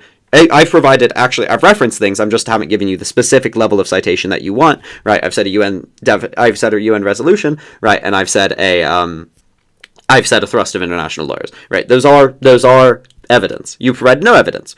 So we've made parallel claims, and I provided evidence. I haven't cited it to the point that you wanted. That's fine. You've made a parallel claim. They aren't having authority over this area. You provide no evidence or even pretend to cite it, right? So I think we both should provide evidence. I think that's a good thing to do. But the reason I hadn't is because we just didn't get to that level of argumentation. Clearly, because you also didn't even pretend to do so.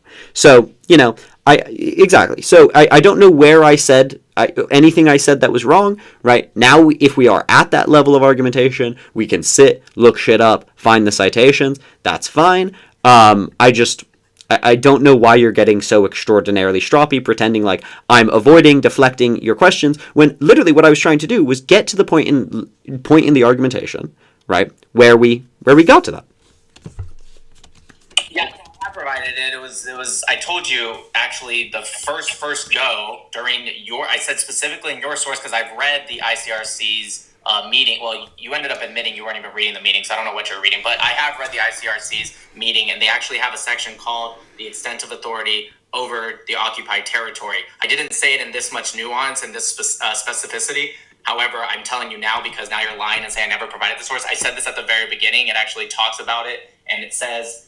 The ability to exert authority in the foreign territory that matter, not the actual and concrete exercise of such authority. It says, once enemy foreign forces are present in the land, right, whereas Israel was not, other than 2014, prior to October 7th, okay? That being said, which is why I later said, I agree, you can argue a military occupation once they were in the land doing ground operations like they did in 2014, and also like they did right now. So that's why I got it from your source, or at least what your source was sourcing. That's what I should say. And then it also talks about it in there. However, that's why I said earlier, if you think that's wrong, or maybe you don't want to use the ICRC anymore for some reason, because maybe it's not going that way, then you can tell me why you're wrong and provide your source. So yes, I did provide a source at the very beginning. You just didn't hear it maybe. I don't know. As for, you said you can take 5 seconds to look it up. Yes, I want to know because I'm looking up. Right? Because UN resolutions are not bound on international law. And that's actually, there's only a few things that resolutions are bound on international law, okay, by the General Assembly. It has to do with financial matters with countries that are actually signed into the UN and the UN Charter of countries that are signed into it, which includes Israel. But other than like financial matters and a couple other things, it's not based off international law. But that being said, I'd still love to read what you're reading. So you said it would take you 5 seconds. I've obviously been talking for at least a minute now. Do you have finally the source of the resolution and the whatever you said, the thrust of lawyers that were talking about it? Yeah, so I have the resolution that referenced this. It's the resolution. Okay, you have the thrust of lawyers. That one's the bigger one because you said you went off on lawyers. That's the biggest one. But yes, I'd like the resolution as well. So the thrust of lawyers is a more 1 second. So lawyers draft the UN resolutions. That's general. I'm talking. So also, I went off on lawyers because I think by and large experts and people that understand the law should be the one talking about it. Resolution 2334 references that the UN does not recognize post the 1967 borders, the post 1967 borders. The current lines with Gaza changed in 1967. The wall, the border, the limitations, etc., that they are enforcing on that border. Are in contravention in the 1967 borders.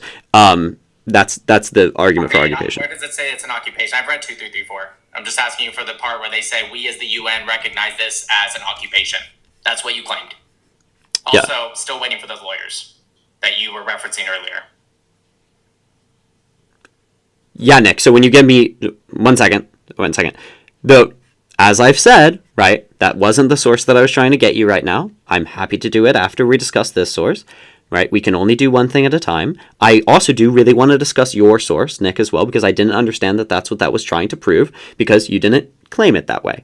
So sorry if I misunderstood you. I do think that's probably because you didn't actually say it in that way. But that's fine. So verbatim, it says, this Security Council reaffirms this afternoon that Israel's establishment of settlements in the Palestinian territory occupied since 1967, including East Jerusalem, have no legal validity. The Palestinian territory occupied since 1967, and then they describe which territory specifically they are referencing, right? It does not recognize any changes to the June 4th, 1967 lines, right? So it references all changes to the 1967 lines as occupied territories. 1 second, before you interrupt it, 1 second. But 1 second, no, 1 second. When did they pull the settlements out of? Sorry, can you just tell me the page so I can read it with you? What section are you on in the resolution 2334? Because you just debunked yourself right now, just FYI. 1 second. So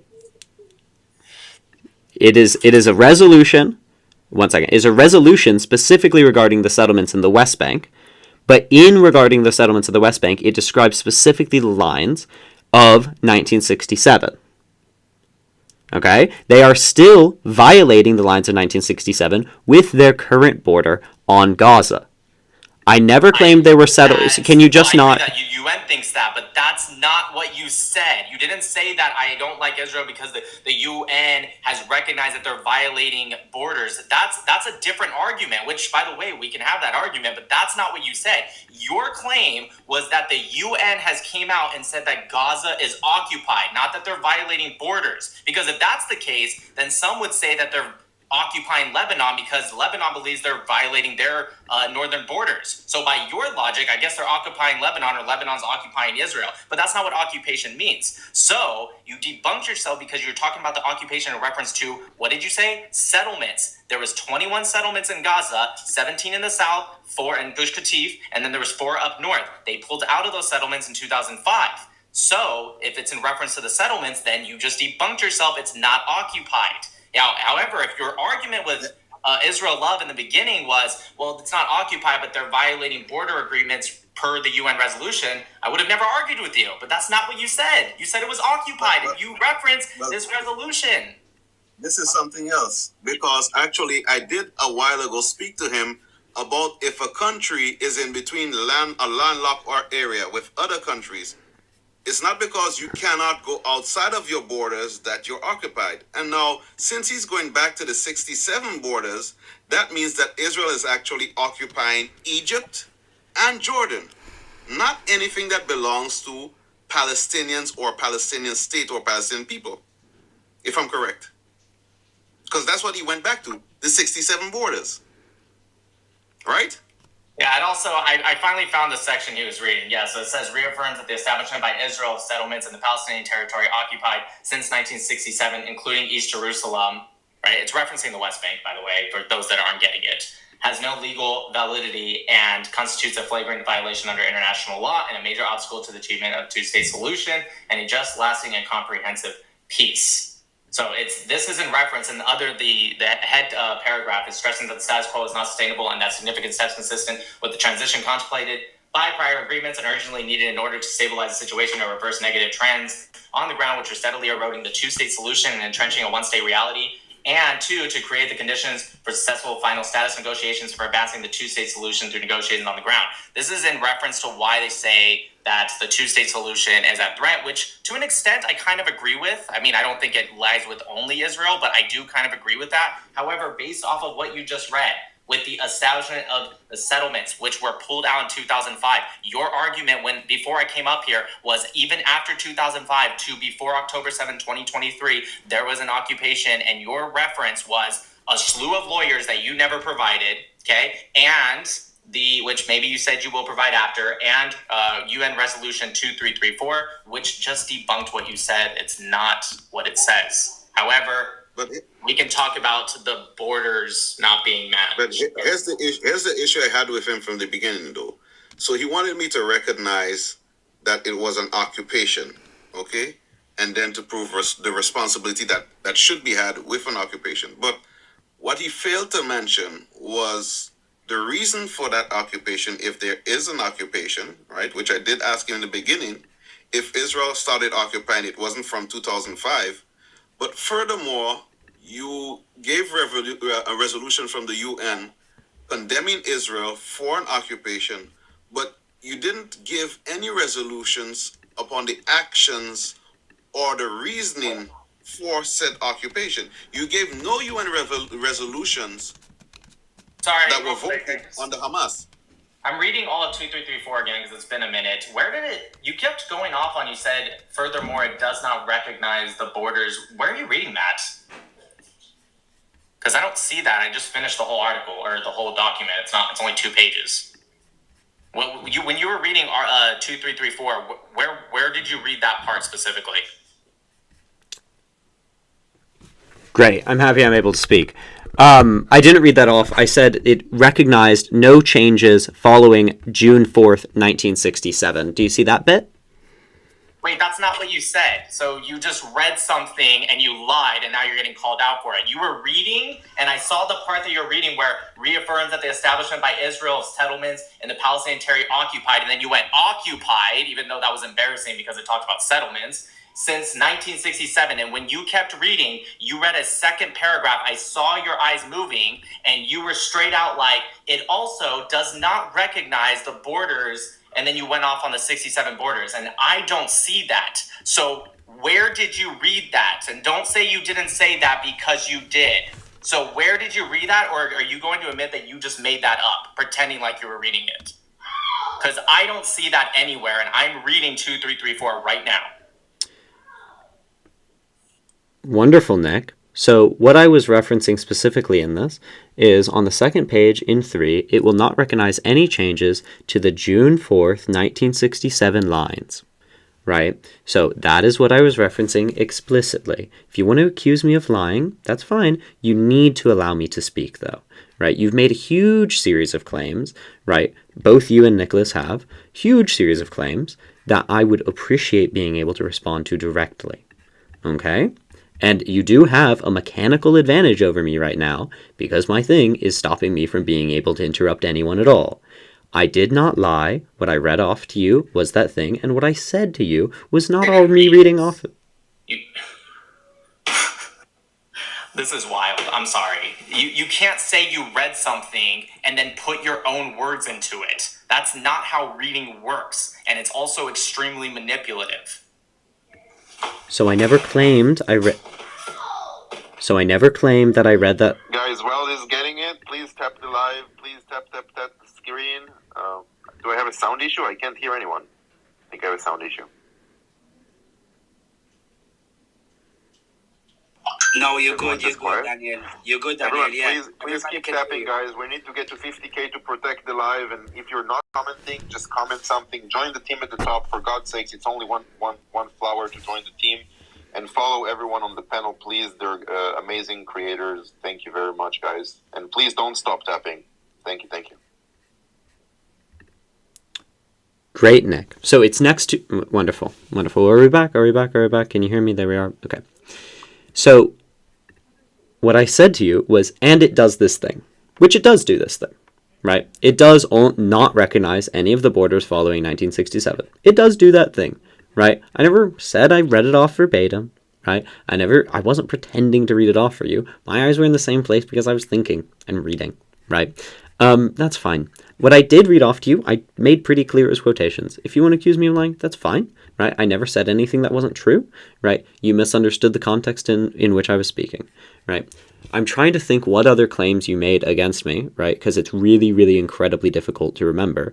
What else you said against me? So you said that I made a different claim. So okay, you also talked about the border dispute. Okay. If they do have the border in the wrong place, that is an occupation. I don't know. That's really obvious. That's stupidly obvious, right? If they have the border in the wrong place, that's an occupation, right? That's why we call the contested territories occupied. In Israel doesn't, because they don't view it as the wrong borders.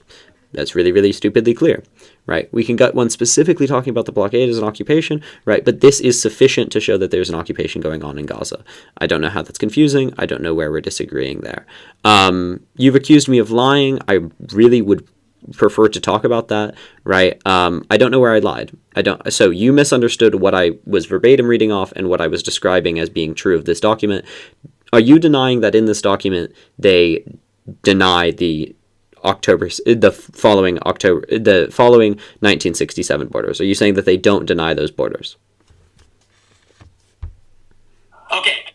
So you said two things. You said it does, the first question with you asked, this is the problem, and this is why I think you may have started maybe reading it, and then you stopped to paraphrase and put your own words, because what it says, and I know you're reading it with me, so let's read together, underlines that it will not recognize any changes to the June 4th, 1967 lines. You said, when you paraphrase, that it does not recognize the 1967 borders. This is not saying that. It's saying it won't recognize changes to the June 4th, 1967 lines. Big difference. And if you knew about the history, you would understand why that's a huge difference. But let's keep reading.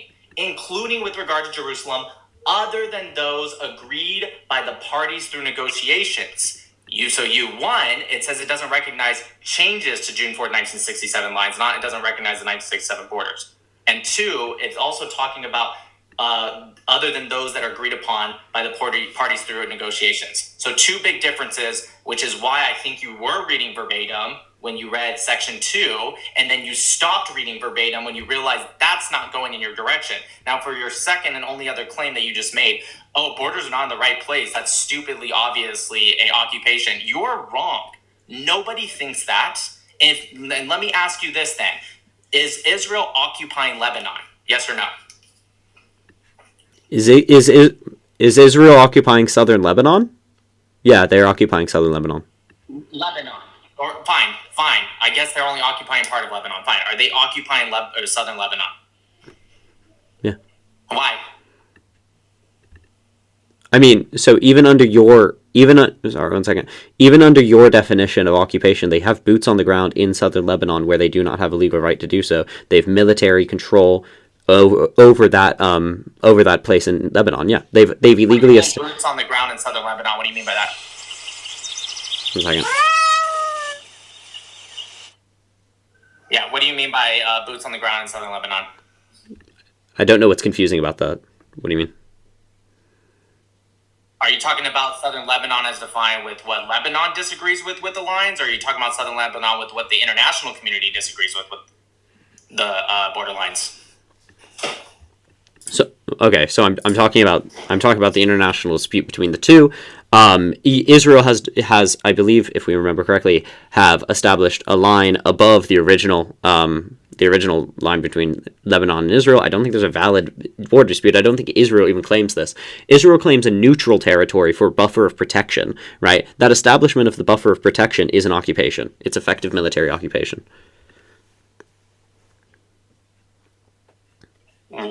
Are you talking about the southern Lebanon occupation lasts from 85 to 2000. That's international recognition, which you seem to love to reference. Still waiting for those lawyers, by the way.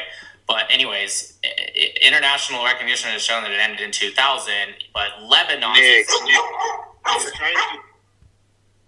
What? He's trying to claim that a little strip of the border that we control for safety, a little strip of the border between Israel and Lebanon, that we have some sort of military control over, is the occupation. Nobody lives in that border, Will. Nobody lives there. So what are we occupying? Is that what you're claiming? Yeah. Oh, yeah, I thought he was trying to say brushing my dog. I was brushing my dog and I came to my phone. Gotcha. I thought he was saying what Lebanon Will was saying. Will, are you saying, Will, my friend, you're talking about the little piece of border between Israel and Lebanon? That's what soldiers. One second. On the border. Hold on. Go ahead, Nick. Hold on. You have to stop because he can't answer. So what I was referencing was the neutral zone. Yeah, the neutral zone that they established.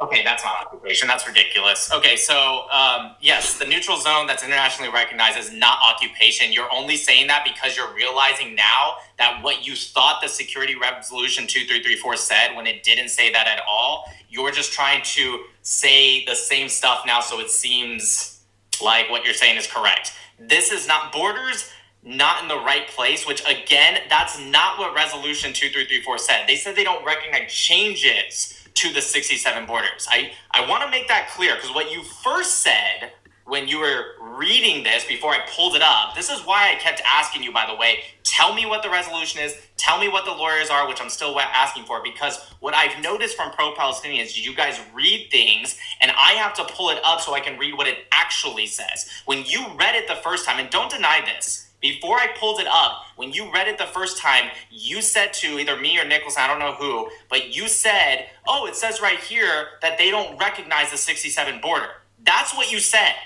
That's not what it says. It says it doesn't recognize changes to specifically the 67 border. Okay? So they do recognize the 67 border. They don't recognize further changes after June 4th, 1967. And then it also talks about including in Jerusalem, and it talks about other than what did it say exactly? Other than the parties that were in negotiation to and agreed to by those parties. That's what it says, okay?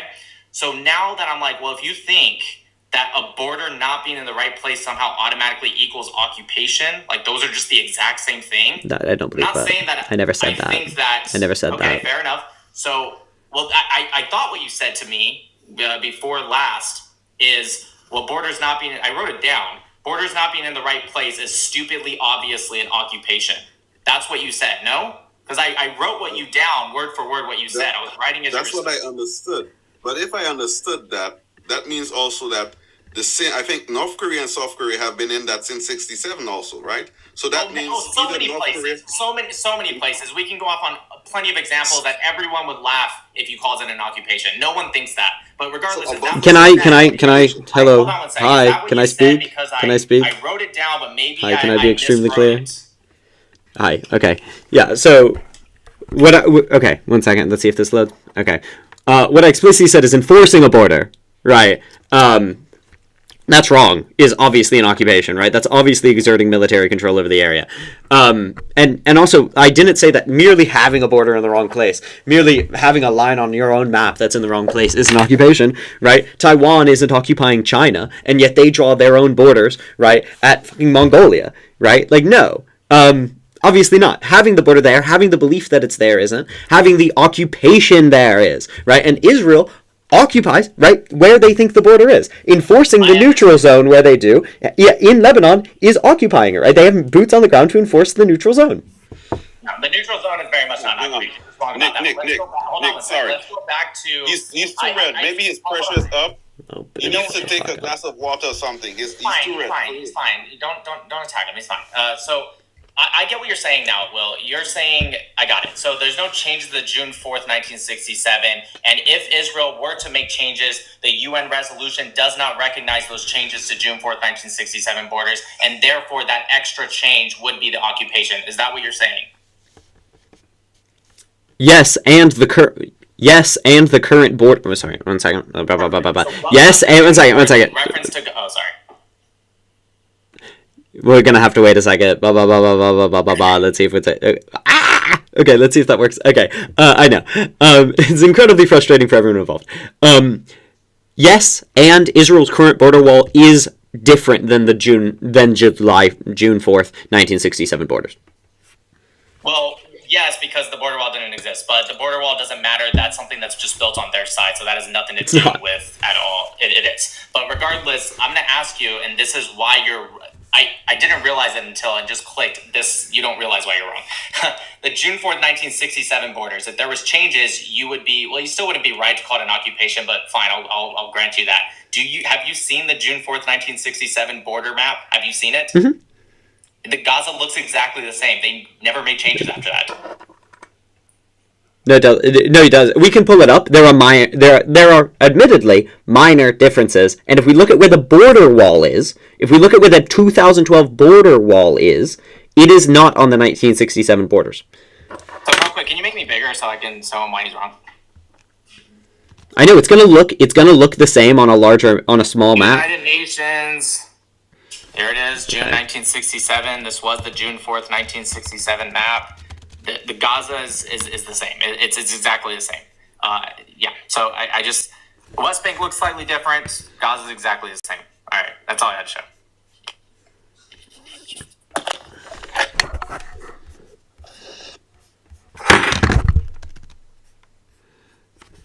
1 second. Thank you. How are we going to flip this? While you're on the computer, can you also show me why, again, not recognizing the border lines is one thing. I can understand why some people would be against that. But can you also show how somehow that automatically equals occupation? Go ahead. Yeah. Boom. Like, the borders here imping upon the Gazan borders. This little line here is not on the Israeli side.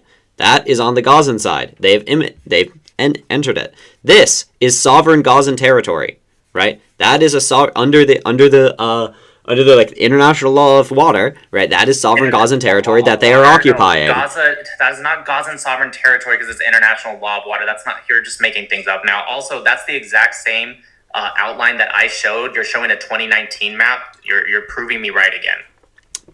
I mean, we can go down the differences. This little bit. 1 second. Let me show you. Where's the little... I need to zoom in on this. It's very difficult. There's nothing called the international law of water. It's maritime borders. You know what I'm We're trying talking to about, extend babe. it or reduced. You So know what while I'm some talking people about, in the babe. comments are actually thinking I'm dumb, I've had my everybody- turns with Double unique in the comments, and also give some more gifts to the pitmaster Nick, just to show support. No, guys. don't give me gifts. Don't. It's to show support. Nobody cares. It's not for the money, bro. Don't give me gifts. Show support. Come on. No, I don't want them. I don't want them. Nobody, seriously, don't. Go give it to Zaka. Go give it to Zaka or United Hurts a Lot. Don't give it to me. You're right about that. He's stammering right now and he's red in the face. So Guys, let him talk. Let him talk. Right. See these little lines? They're different, babe. Like, I don't know what else to say. That blue line inside is not the border. That red line inside is a lot closer to the border. Israel has military control right here on that border. Can you tell me what the blue? I can't see your key of your map. What is the blue line? I believe that's the internal border, but let's check. What do you mean you believe? You were just referencing it.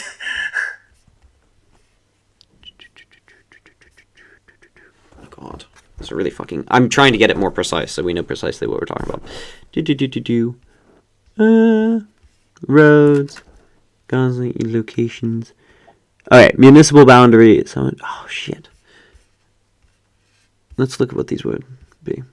Boop, boop, boop, boop, boop. Yeah, that's the internal municipal boundary, right? The red is Wait, before you explain it to us, guys, everybody, please join God, the my team fucking and God. bracelets. There's 371 people here. If everybody can do it, that would be great. If you have points, if you don't, never mind about that. Go ahead. No, I'm gonna dip.